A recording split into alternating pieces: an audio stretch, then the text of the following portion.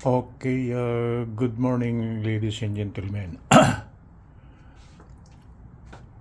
This is Professor DBJ De Los Reyes.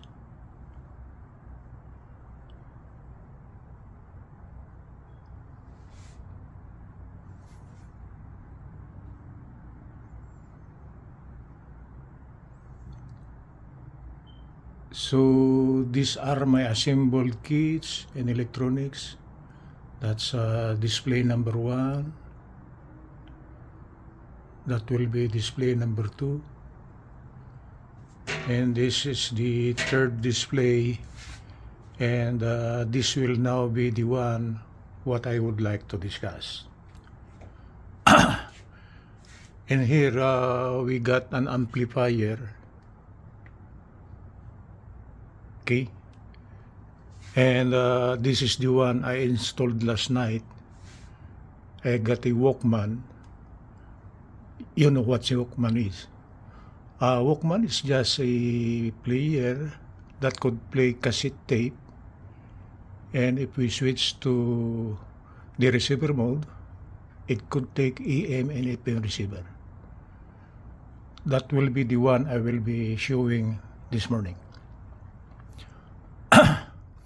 So, to utilize this amplifier, okay, I must have to plug in an audio signal here. And the audio signal that I will be utilizing will be the one coming from the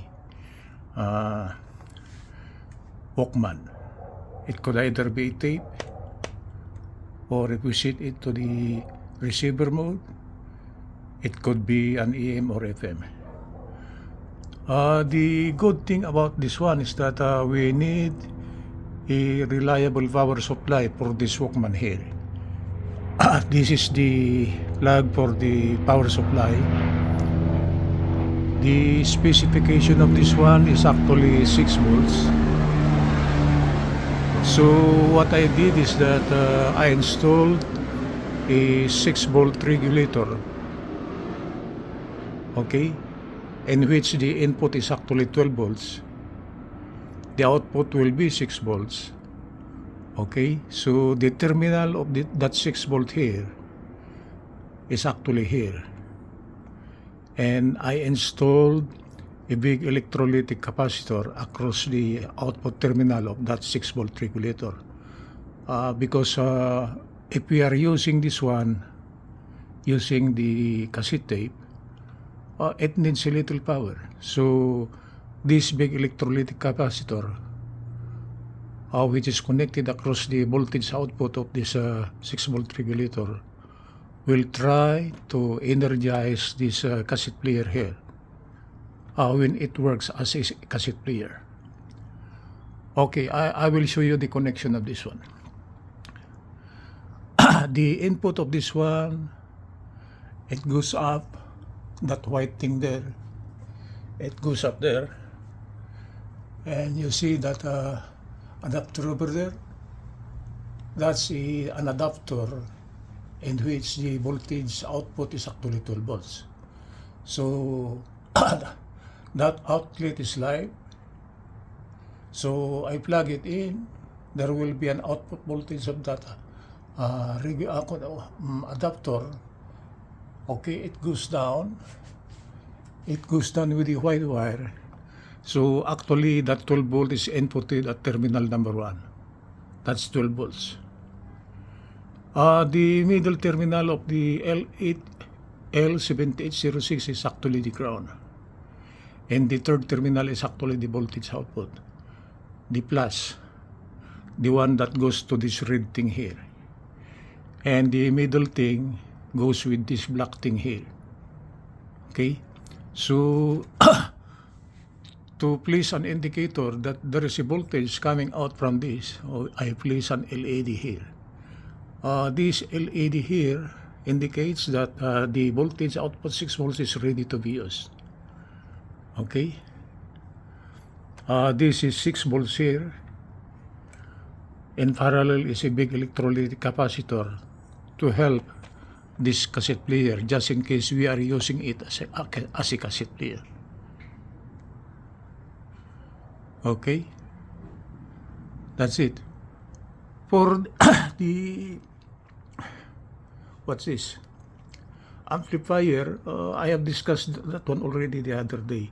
The power input of that one is this one here, and it's an 18 volt adapter. Adapter.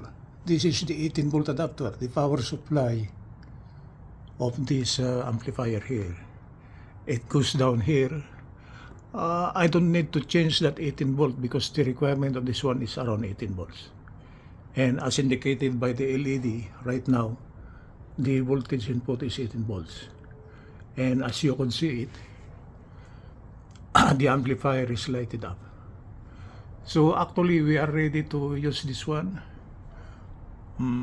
Supposing I would like to bring out an audio sound coming from this Walkman here using the FM. Okay. This is the headphone jack. It goes to the amplifier. So if I play this one as an AM or FM receiver, it will come out here. Okay, it will be amplified here, and it will be brought out to speaker number 2 and number 1. We could try it. This is now set to FM.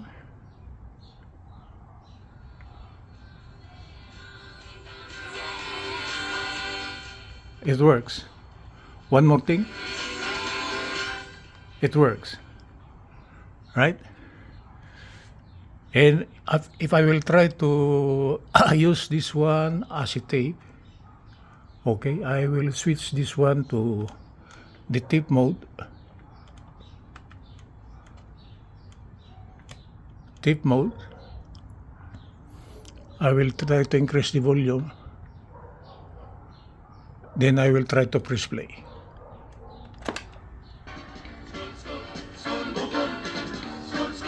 That's it, guys. That's it. Okay. So this Walkman here could be an audio source using a cassette player, or if we set it to the AM FM, we could bring out an audio here, okay, using an FM station. So I have shown you the FM station, and I have shown you how it works as a cassette player. Okay, that's it. That's the new improvement on my display number 3.